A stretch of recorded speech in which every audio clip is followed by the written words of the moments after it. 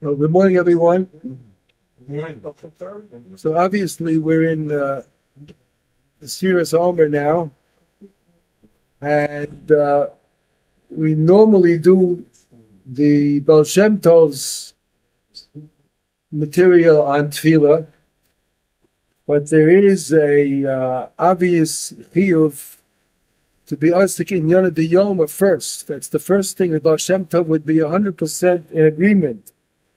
The first thing you have to do is learn what you have to perform, what you have to be mekayim. That's the first obligation.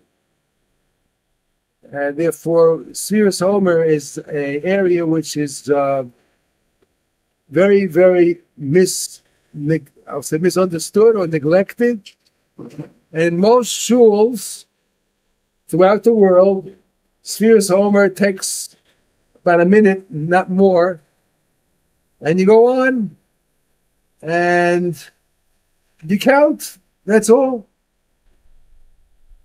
The reason why we count, the obvious reason that everyone is familiar with, is that when you are anxious to get to a certain point, you start counting the days to show your interest and your desire coming closer every day, another day closer and closer and closer.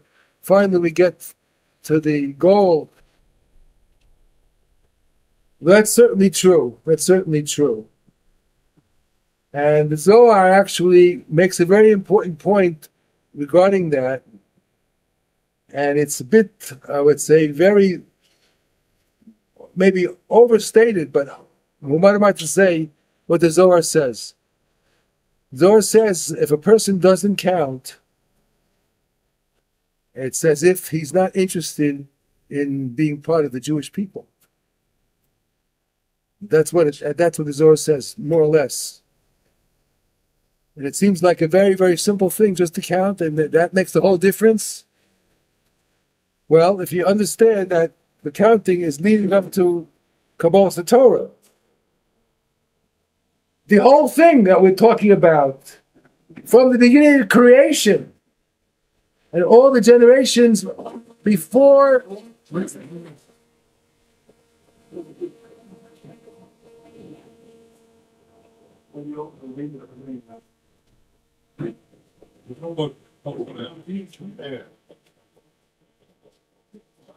I think they'll be finished soon. So.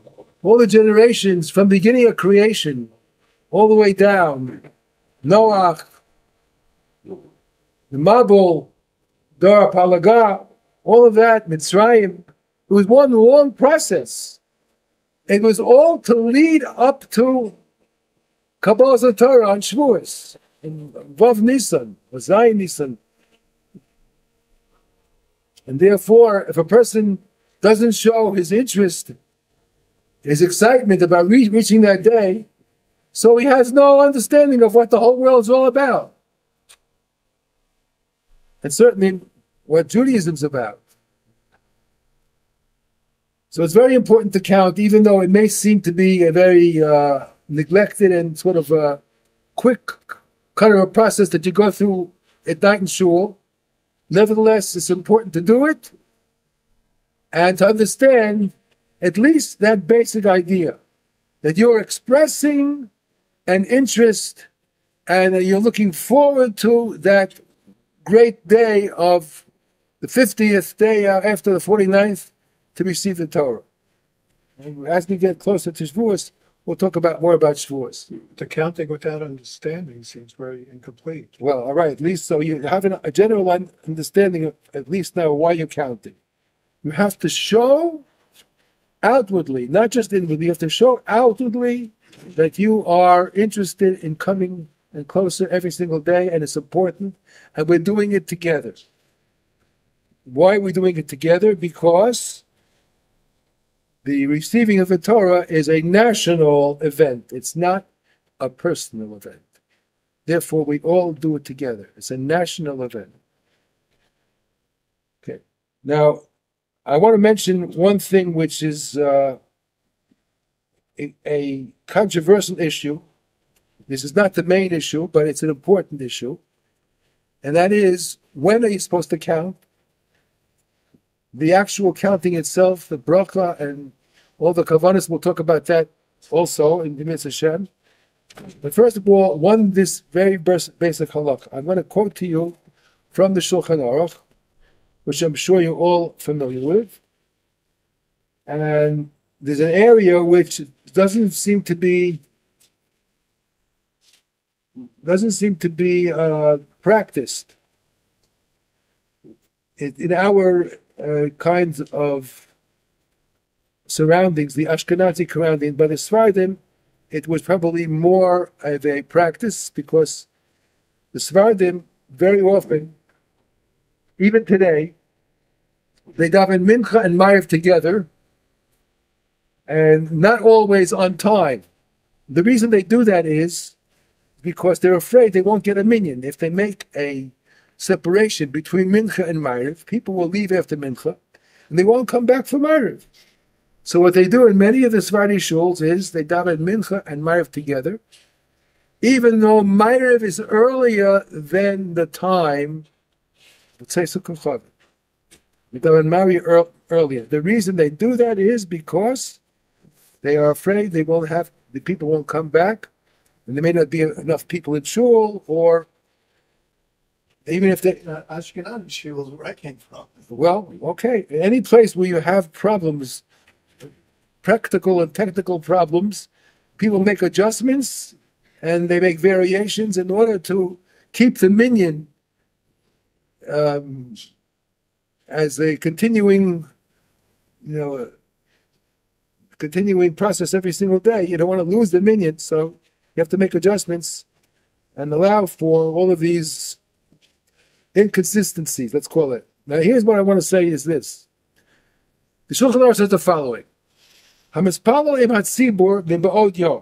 person is davening with a shul, and they're davening by day. When are they davening by day? They're davening ma'ariv liba'od.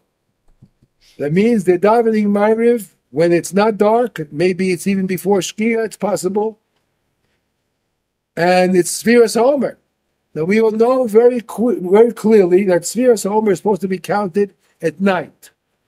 Why at night? Because we want to have a full day, so we count at the beginning of the night, and the counting goes until the next night. Then you have Sheva Shabbosos Tamimos, 7 full weeks, counting at the beginning of the day, which starts at night, and it goes until the next night. So how do you count Sfiras HaOmer when it's still day? Well, the answer is they're doing it because otherwise they won't have a minyan. So they're counting by day. So now you happen to be visiting with one of these minyanim, or you're part of the minyan, and they do it every single day. What does one do when the halacha requires Sfiras HaOmer to be counted dafka at night? What does one do? Says the Shulchan Aruch. This is the Beis Yosef, the Mechaber, who was Sephardi, writing for the Sephardi community. Mona imahem, count with them below bracha. That means they are making a bracha. But you, who are a visitor, count with them, but don't say the bracha. Why? Because it's not the zman. If you count with the bracha when it's not the zman, maybe it's a bracha levatala. So therefore, count with them, but don't make the bracha. Ve'im yizkor b'alayla yivarech v'yizkor. If a person remembers when it's dark, and you have to really count then, count again, and make the bracha. So the question is, what did you accomplish by counting the first time without a bracha? When at night, if you remember, you have to count again with a bracha.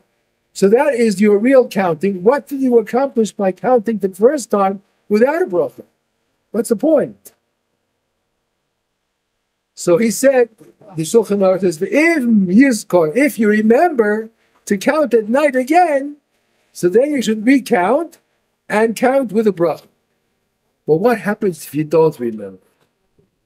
He asks the question, or you suggest, if you do remember, so that's fine. Then you can do it the way you're supposed to, with a bracha at night as you're supposed to count. So you count again with the bracha. That's the real count. But what did you do until now? And what happens if you don't remember? Is counting the first time worth anything? Yes. What's it worth? The effort. Huh? Certain amount of, anytime you put effort, trying to initiate something. Well, I mean, as far as you're concerned, you're showing your desire to still do part of the mitzvah. You don't want to just skip it altogether. Would it be the same as if you don't have an opportunity to count at night with the bracha, then the next day, during the day, you can count without bracha, and it counts. So then the following night you can resume counting with the bracha. So the Shulchan Aruch says a very interesting thing. He's telling us here, even though he didn't say it clearly himself, he just says, if you remember at night, so you count again with a bracha, and then you're lechatchila yotze, without any problem. But he doesn't say what happens if you don't remember. Obviously, it has to be worth something. If it wasn't worth anything, he wouldn't tell you to count with them. Why are you counting with them if it's not worth anything? Obviously, it must be worth something. So how could it be worth something if it's not night yet? I'll get one, just finished what the Ramah says. Ramah says further, on the Amen al birchas hakohor. Even if they're counting with a bracha, and you don't want to be yotze with them because you know they're counting before the time. Should you answer Amen to their bracha or not? So he says, yes, answer Amen to their bracha. And even if you had answered Amen, it doesn't mean that you're being yotze with their bracha. Let's say, if you had in mind not to be yotze with their bracha, then yachzor v'yavorech v'yispor balayla. Then you can recount again at night. Now, when does this happen? To the people who are sitting around at our table now. When does this happen? You know when this happens? This happens very often on Friday night in the summertime when people make an early minyan for Shabbos. During the week, because of Sfiras HaOmer, in most shuls, they wait until it's night before they daven Ma'ariv and count Sfiras HaOmer. In some places, what they do is they start Ma'ariv a little bit earlier, but by the time they finish Ma'ariv, it's already night, and then they can count with the bracha. Even though when they said Kriyat Shema and they davened Shmon Esrei, it wasn't yet totally dark, but by the time they finished Shmon Esrei, now it has reached Tzeitzuk Kochavim, and now they can count with the bracha. So they're more interested in the counting the Sfiras HaOmer than they are in the Shema Yisrael. Shema Yisrael also supposed to be said B'shach V'cha U'V'Kumecha. At night, when you go to sleep at night, and my mom, that's okay. That they'll say Shema Yisrael earlier. But Sfiras HaOmer, that you can't do earlier. So they count Sfiras HaOmer at night when it says Kochavim, even though the rest of them are early. What's happening here? What's happening? What's going on? What's behind it? What's the reasoning behind it? The reasoning is the following. How are you able to daven Ma'ariv Friday night earlier than this month? How can you do that? If Ma'ariv is supposed to be daven at night after Tzeitzuk Kochavim, how do you daven Ma'ariv earlier? Kabbalah Shabbos. Kabbalah Shabbos. So can you do that during the week too? Well, if you can do it Friday night, then you can do it during the week. In other words, we have here a halachic permission to daven Ma'ariv before this man. It's even during the week. It's not only Friday night. People do it Friday night for convenience. There is a minyan at the kotel all year long. Not only in the summertime when they move the clock and it's really late Friday night. They have it all year long, an early minyan Erev Shabbos, after Plag HaMincha. Why? Because those people are showing their desire to bring in the Shabbos as early as possible. Not only when it's convenient in the summertime when it's late. Even in the wintertime when it's hard and the days are so short, they have an early minyan Friday night at the Kotel all year long to show their desire to bring in the Kedusha Shabbos, their love of the Shabbos. They want it started as early as possible. But Shabbos can begin at 12. The earliest you can be Makabel Shabbos is Plag HaMincha. Plag HaMincha is an hour and a quarter before Shkia. If you Makabel Shabbos earlier than that, it's worth nothing. It has no validity at all. That's why you can do it the last quarter of the day. Well, what does that mean, a quarter of the day? I'm telling you, more or less a precise time. All the calendars today, the ones that are the official calendars, the ones which are high quality calendars, tell you when the Plag HaMincha is. It's approximately an hour and a quarter before the Shkia. From that time on, you can be Makabel Shabbos, you can daven Ma'ariv too. So we have a machlokes in the Gemara. What is the cutoff point? What is the cutoff point between day and night? Now, one opinion, the most popular opinion is Seisel Kochavin. When the stars come out at night, that's a new day. Then you can daven Ma'ariv, you can say Shema Yisrael, and so on and so forth, and then Sviras Omer also at night. But Rabbi Yehuda, another Tana, held from Plag HaMincha on, it's already considered night. From Plag HaMincha.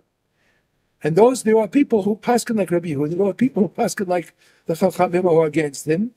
And the psak in the Gemara was, the Ovid, Kamar Ovid, whatever shita you follow, it's valid.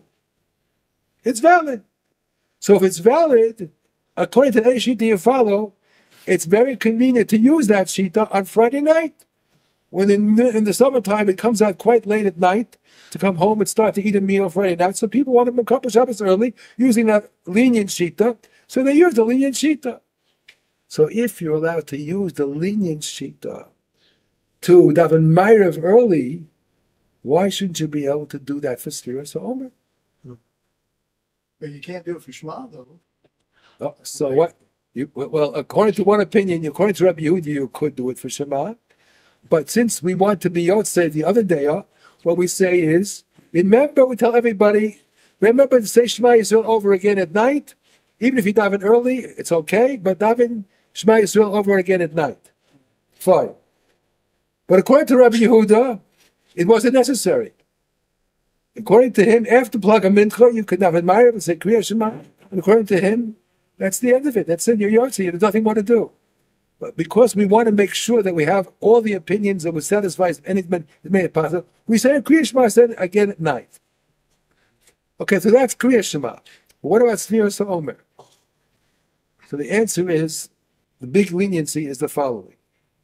Really, can I hold by that, what you just told me? If I, God forbid, forget to say Shema, Yeah.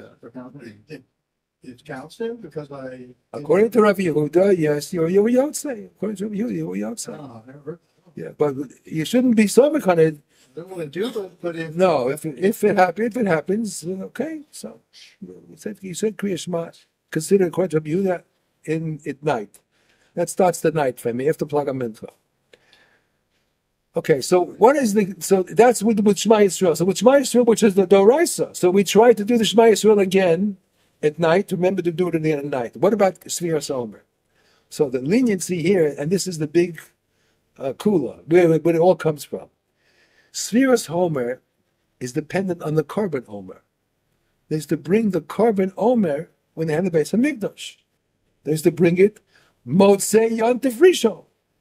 After the first day of Pesach, at night, Motzei Yontif, they brought the Korban Omer. It was at night. And they brought the Korban Omer and they made the bracha, they started trapping the Sfira at that time also. But Bisman Hazeh, when we don't have the Beis HaMikdash, there's no Korban Omer, is that mitzvah the same mitzvah as it was during the Beis HaMikdash? Most opinion holds that it's not the same. It's only midrabanan. The Sviras HaOmer, counting the Omer today, is only midrabanan, and therefore they have this kula. because it's midrabanan, now just like you say Shema Yisrael early, you can say also Svias Omer early.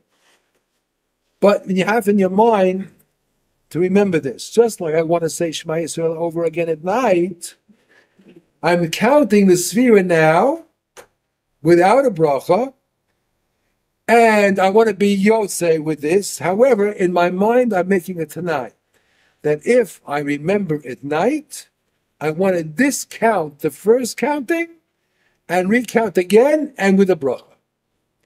That is important to have in your mind when you're counting. But the point is that even if you forget at night, since you did count, and according to Rabbi Yehuda, that's considered Laila. So b'diavad, you are Yotzei. And the next day, you can't count again with a bracha. And if you forget at night, then you remember the next morning. And many shuls do this. And if they don't do it in your shul or in your minyan, you should tell the gabbai who's one in charge that they should do it. And that is every single morning after the last Kaddish or whatever you pick the time, after Ein Kelokenu or Leinu, whatever it is, somebody should be appointed to read out again, Hayom, like today was Asara Yamim, Shem Shavua Echad, V'shloshi Yamim L'Omer. That's a wonderful thing as a reminder for anybody who may have forgotten the night before. They forgot the night before, they can count it again in the morning, and then they can continue counting with the bracha of the rest of it because a day hasn't gone by. You haven't missed 24 hours. So it's a very important tikkun to make. And there are others who even do it mincha time as well. They do it shachris and mincha. Again, a reminder. Again, keeping on your mind this Indian of building up the pressure, coming closer and closer to Shavuos, and every single day is important. Okay. So that's that. Now, I want to say it again. The Shulchan Aruch says this is what we should do. If you're davening earlier with the tzibur, and they're going to count with a bracha, and you don't want to count with a bracha because it's not Laila. And they're doing it because of all of their cheshbonos. They want to have a minyan, want to keep the minyan going, so on and so forth. So they're doing it that way. So you have to count with them also. But do it without a bracha, and have in mind that I'm going to recount again later in Yetz Hashem, if I remember, and that's going to be my ikar count, which will nullify the first count. So it's important to do that. If you daven in a minyan Friday night, it's important to tell the people who are in charge of the minyan that instead of calling out at the end of the minyan, everybody remember to say Kriya Shema at night and to count Sviras Omer. There are many Rabbanim who are against these Friday night early minyanim. You know why? Because people forget. They do forget. It happens to everyone. You come home, you start to eat the meal, and you get sleepy, and you get whatever it is, and you forget. So you're missing the mitzvah d'oraisa. Kriya Shema. If you wait until night, you have Kriya Shema b'daraisa, you have Sviras Omer at the right time. So wait. But it's very light, and especially certain people have digestive problems, they can't eat late, all kinds of things. So they look for all kinds of allowances to make the minyan early on Friday night. Your children. Whatever it is, and there are all kinds of reasons. But you should tell the people who are in charge, it's not enough to call out, everybody remember to take Sviras Omer at night again in Zman. What you should all do is count the Svira. You don't want to count with a bracha, count without a bracha. But everyone should say, Hayom, whatever it is that day is, and make it tonight in your mind. If I remember tonight again, during the meal, after the meal, I'm going to count again with a bracha, and I'm nullifying this counting. That's the way it should be done. Can you do it by yourself? Yes, of course. Of course you can do it by yourself. But it's better for the whole tzibur to do it. Why should it? There are many other people in the shul who might forget also. No one does it. Oh, no one does. So you can call it out yourself. You can say it loud, and everyone maybe will hear you. Maybe they'll join with you. The people in the shul who are achrayim, they don't want to call it out. One person should be achrayim, maybe the rav, the gabbai. You should count out the Sphira, Hayom, whatever it is, that's it. And say, making a tonight, that tonight in Yetz Hashem, I remember, I'm going to recount with a bracha. And I'm not going to be Yotze with this. But if you forget at night, you have at least to be Yotze. It's enough. Thank you for the water, Chaim. Is there any question about that? Okay. It's important. So that's why I brought it up. And the other point is this. I'll tell you a little story about MIDRASH RECHAVIA. He once told me, and his Rebbetzin was very brilliant. She was more brilliant than he was. She happened to be very, very sharp.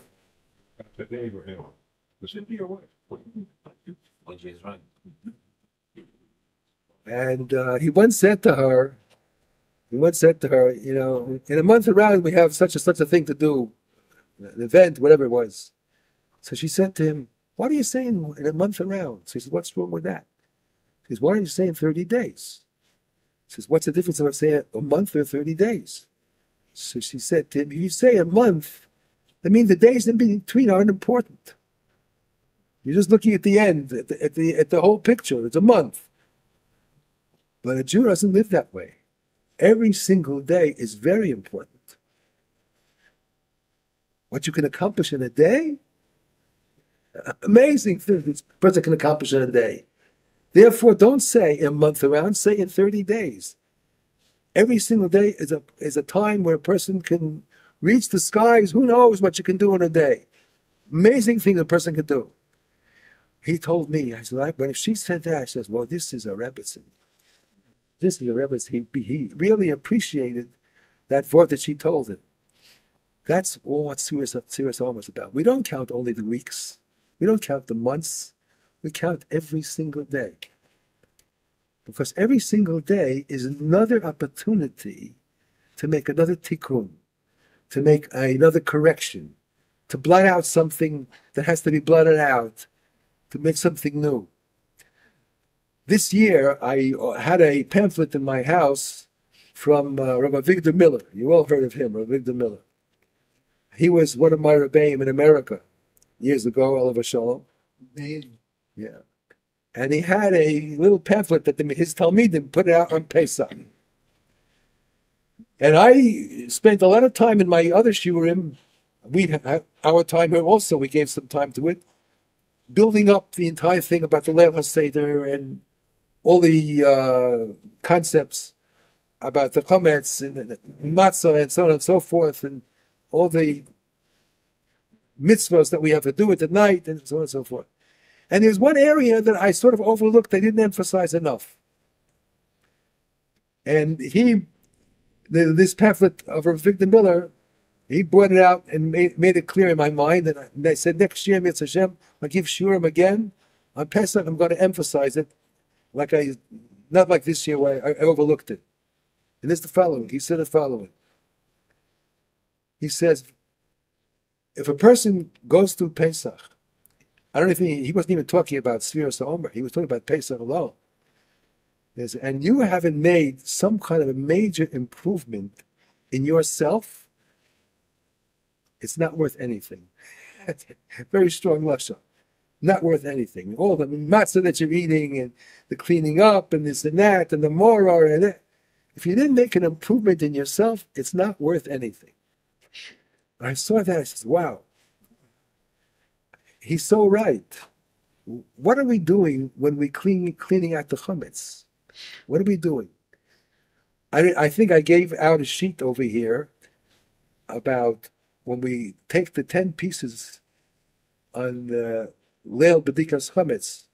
You have the 10 pieces they are put out, you collected the 10 pieces. So each one of the 10 pieces represents another Sphira. All the way starting from Chochmah, Bina, Das, Chesed, Gvur, all the way down. And especially the next day when you burn it. When you burn it, you are burning the negativity which goes along with the chametz. What is chametz? I got to tell you something which is absolutely amazing. Absolutely amazing. Chametz generally represents something what we call leavened bread. Leavened bread means that there has been a rising, a blowing up of the bread, a making the bread more pronounced, making it more prominent, what we would call gaiva. It's not just flat, simple bread, unleavened bread. It's leavened. That means the oxidation process, the souring process has taken hold with this bread, with yeast or without yeast. In time, it begins to rise and ferment. That is chametz. That is chametz.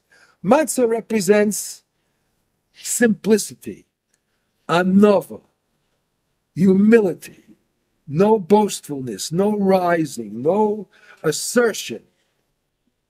And we're getting rid of all that when we take the chametz and we burn it. We want to get rid of all that assertiveness. Now, most people think you have to be assertive or they're not going to accomplish anything. You're never going to advance. If you don't assert yourself, you're not going to advance. You have to assert yourself. There's truth in that. There's truth in that. You can't just sit back and expect things to happen for you. You have to make a move. You have to do something. But it has to be balanced. You have to know when and how and why. In general, I'm going to tell you another thing that I heard from Rabbi Miller. I must have heard this maybe 60 years ago.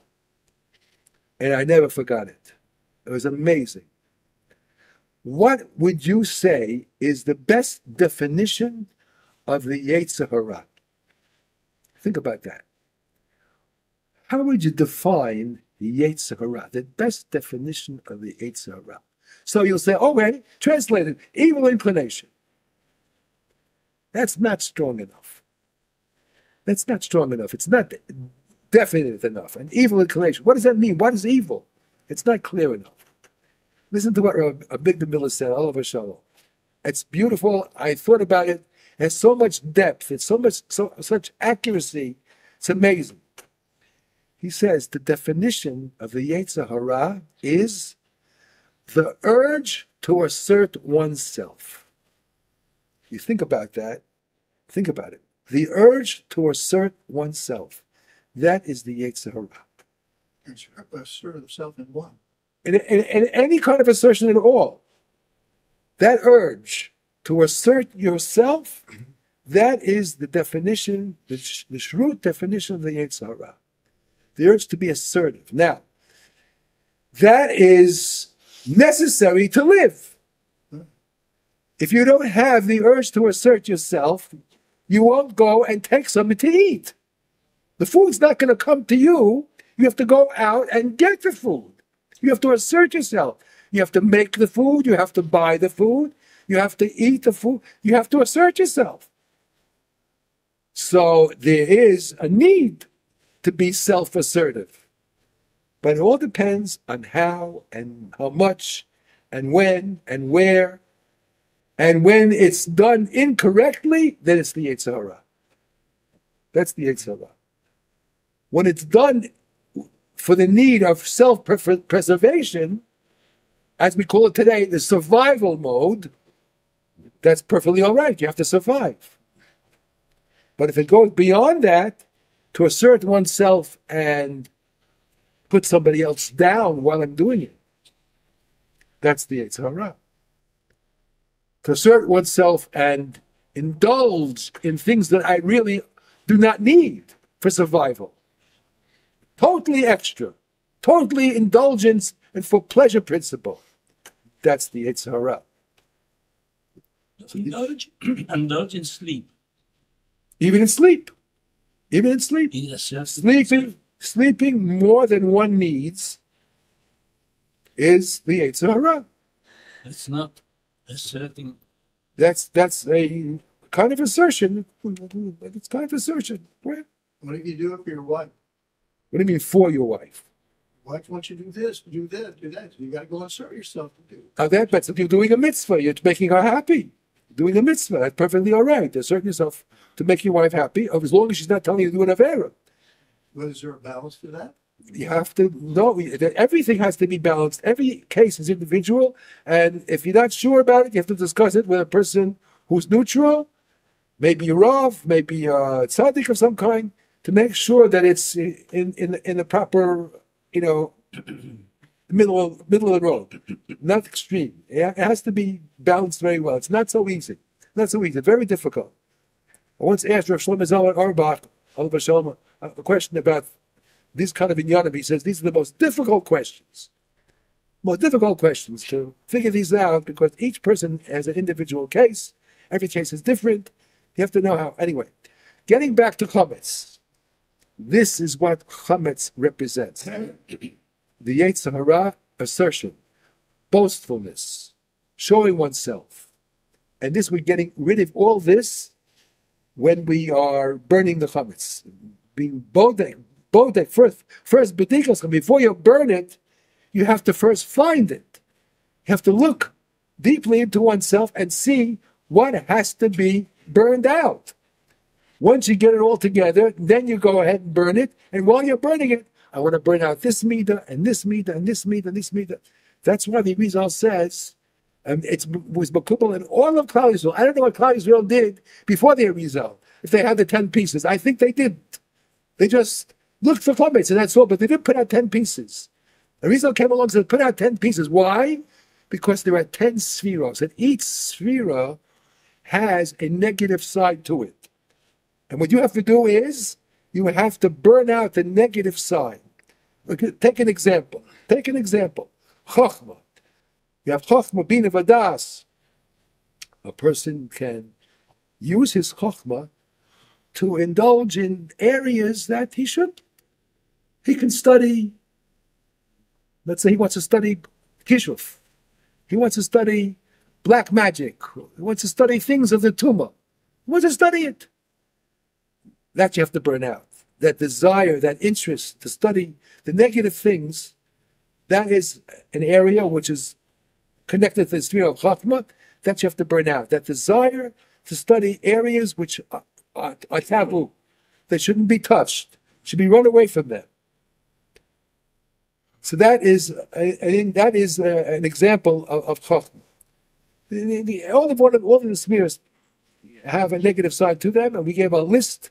I think I gave out a sheet here, a list of all the negative sides of each sphere, and this would be collected. Okay, so Rav Miller comes along and says, Rav Miller comes along and says, he says, person did all of that b'dikas chametz, all the negativity, and he burned it.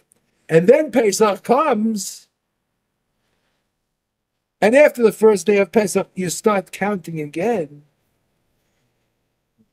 If you didn't think of ways to improve yourself, after you cleansed yourself, what did you accomplish? You didn't accomplish anything. Of course, you have all the mitzvahs to do, eating the matzah, the mitzvah, and the morah, and the charah, all these things are a mitzvah. Fine. But if you didn't make a tikkun pnimi, if you didn't influence yourself to become a better person after you cleansed that, what did you accomplish? That's what the whole thing, all the chametz is all about.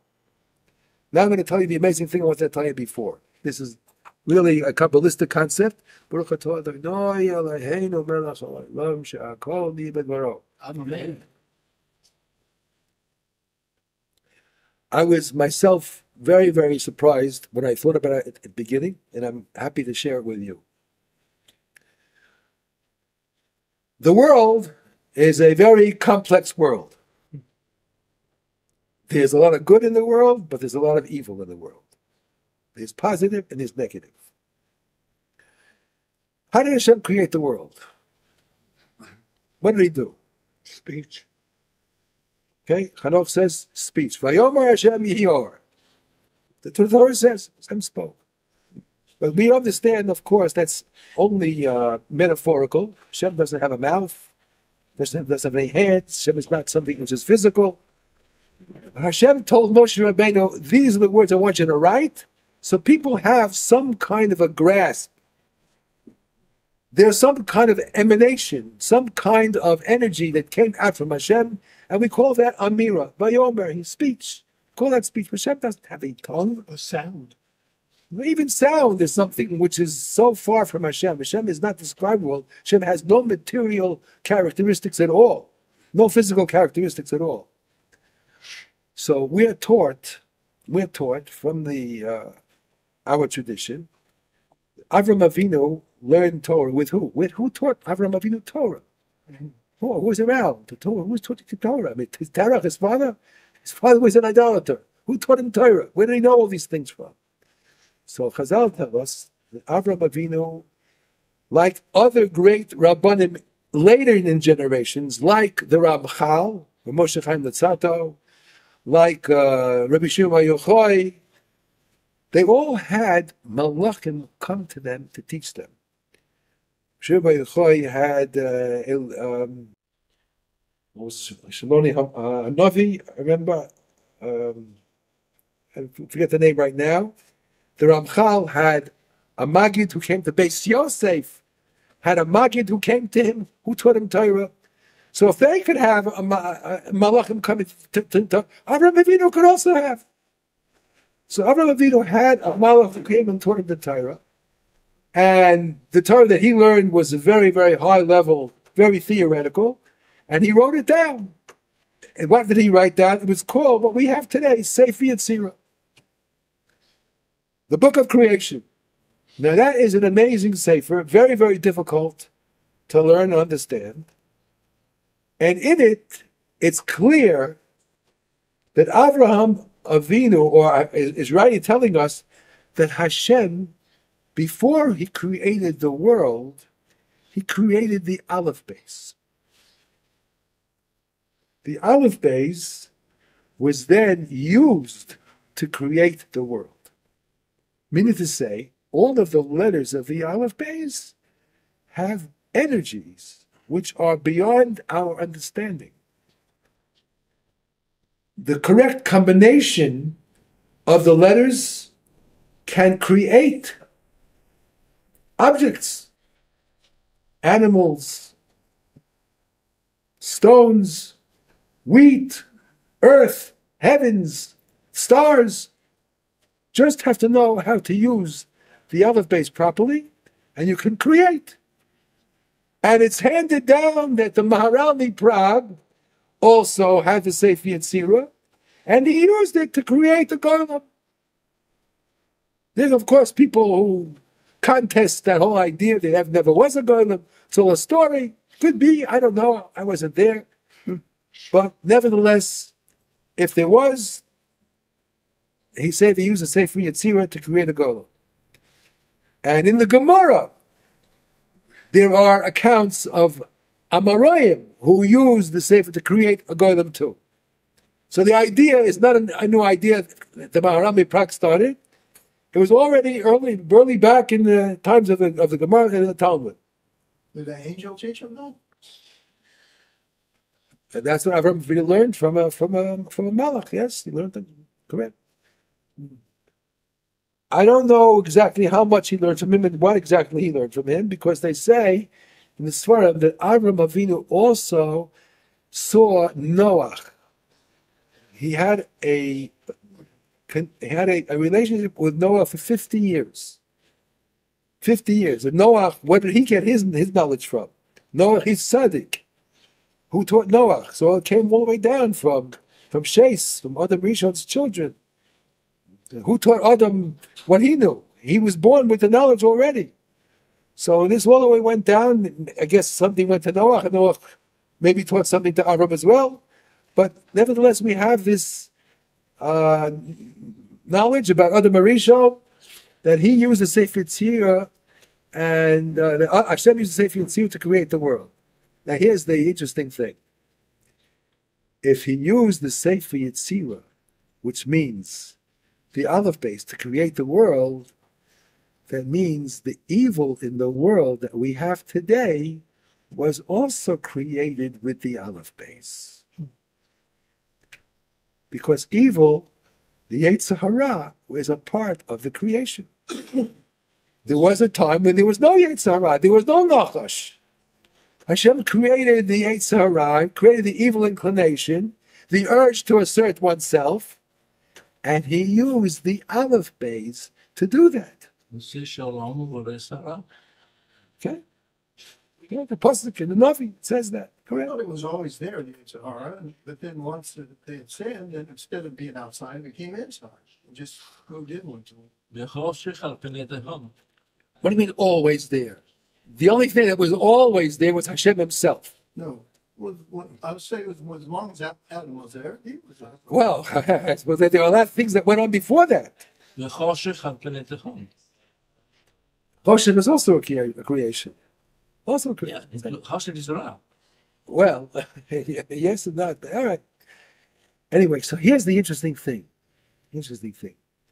Which letters of the Aleph Beis were used to create the Ra? And which letters of the Aleph Beis were used to create the Tov? That's the question. So I found the Marsha in two places, in B'Sefes Yuma and in B'Sefes Psachim, in Arvei Psachim, the last parak. He reveals the secret. Which letters were used to create evil? The letters which have a connection to the evil, to the side, to the Satan, to the... Which letters are those which are associated with evil? Says the Maharsha. There are 5 letters which were used to create, have an association with evil, and 5 which have an association with Tov, with Kedusha. Those which have a association with evil are, he says, Tes, which make up the word Chet, interestingly enough, and Beis Gimel Daled. Now, it sounds to me amazing. A Beis starts with the Torah, Bereshit bara Elokim. How could that letter be used to create evil? What's the kasha? That's the kasha. A letter has so much energy in it, it can be used for good, it can be used for bad. And Hashem used the Beis also for creating evil. Aside from starting off the Torah with Bereshis, with the Beis. And the next letter, Gimel, Hagadola, Hagavura, all these wonderful words. Gadol, no kasha. These letters have positive side and they have also a negative. Let's think about the letters now as a whole. The first 2, Chet, and the last 3, Beis, Gimel, Dalet, make up the word Beged or Bagad. Bagad means to be unfaithful. And a Beged, a garment, is also something which fools you. Okay? Yeah. You don't know what's inside, but if someone gets dressed up with a beged, he can look like a prince. And he can be rotten inside. So it's deceiving. It's unfaithful, the beged. It's a cover. You cannot be samech on a beged. That's why Chazal say, Al tistaklu b'kankan v'ma sheyesh bo. Don't be fooled by the externals, by the beged. Look inside to find what's really going on. And the last 2 letters, the first 2, Chet and Tes, make up the word Chet. And it's interestingly enough, you won't find those 2 letters in the names of all of the Shvatim. Reuven, Shimon, Levi, Yehuda, Yisachar, Zvulun, Dan, Naftali, Gad, Asher. There's no Ches and there's no Tes. No Chet. Chet, what does Chet mean? Chet means a chesara, a lacking. They were perfect. All of the Shiftei Kah, all of the Shvatim were perfect. There was no lacking in them at all. They said to their father, Yaakov, Shema Yisrael Hashem Elokeinu Hashem Echad. We believe just like you do. Now, isn't it interesting? The first letter of those 5, Ches, is the first letter of the word Chametz. Ches is the first letter of the word Chametz. Now you understand why Chametz is something which you have to run away from. It's evil. It indicates there's something lacking, something missing. It's a connection to evil. This is the letter that Hashem used. And what does chametz mean? Souring. It's souring, something which in time, Fermentation. what's the word? Ferments. Ferments, correct. Ferments, correct. Fermentation. Fermentation. It's not. It has to do with oxidation. It's a process of kilkul, of ruination. It's something which is negative. It's not good. It doesn't leave things as it is. It tries to change and become more boastful.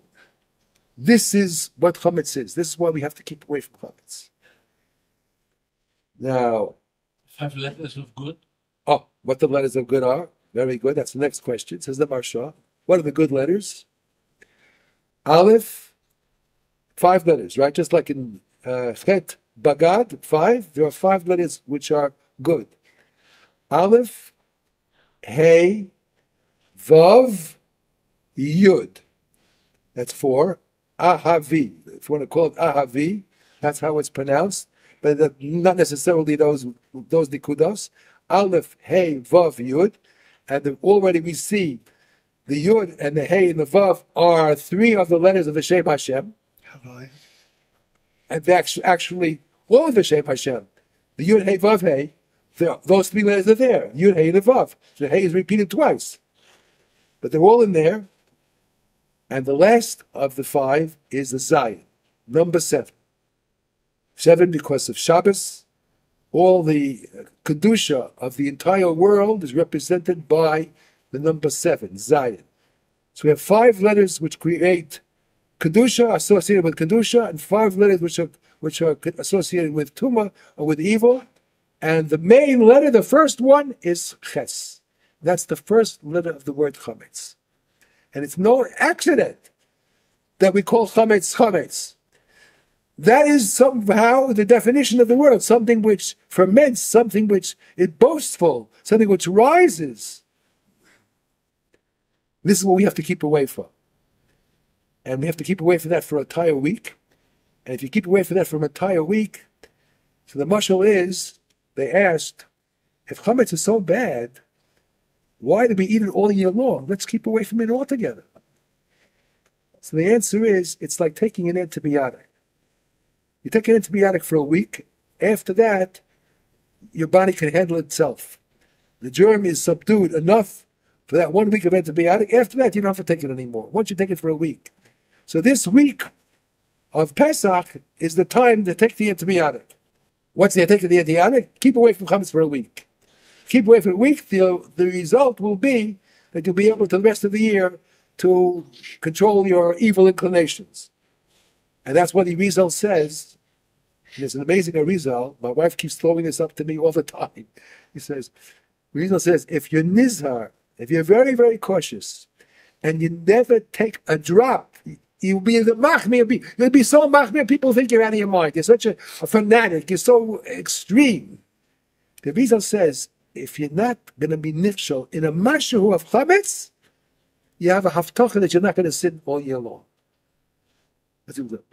Because one little drop of chametz has such a power in it. It can take all the chumas, not to be nizar, and to be nifshal in a mashu of chametz. So therefore, Rabbi Bidnas Miller says, if Pesach passes and you didn't make an improvement, what have you accomplished? Your time is not finished yet.